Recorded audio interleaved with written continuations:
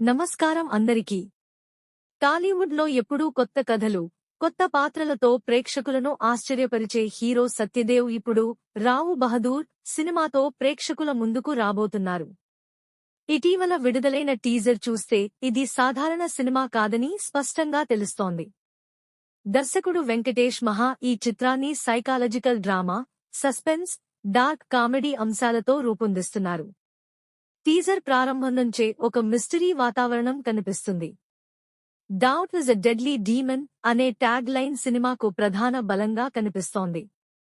అనుమానం మనిషిని ఎలా వెంటాడుతుందో ఈ కథలో కీలకాంశంగా ఉండొచ్చని టీజర్ సూచిస్తోంది. సత్యదేవ్ లుక్ అయితే పూర్తిగా కొత్తగా ఉంది.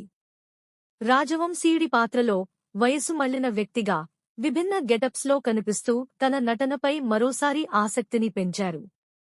ఆయన ట్రాన్స్ఫర్మేషన్ కోసం ప్రత్యేక మేకప్ కూడా ఉపయోగించినట్లు సమాచారం. టీజర్లో కనిపించిన visuals, art design, back ground score అన్నీ కలిపి ప్రేక్షకులను ఓ విభిన్న ప్రపంచంలోకి తీసుకెళ్తున్నాయి. ఈ కథ ఒక క్షీణిస్తున్న రాజవంశం నేపథ్యంగా సాగనుందని చిత్ర బృందం తెలిపింది.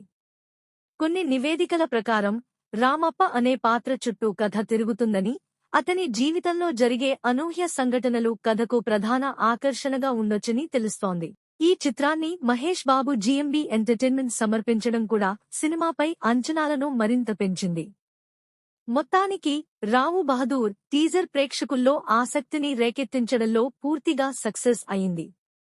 కథ, సత్యదేవ్ నటన, వెంకటేష్ మహా దర్శకత్వం కలిసి మరో ప్రత్యేక చిత్రాన్ని అందించబోతున్నాయనే భావన కలుగుతోంది.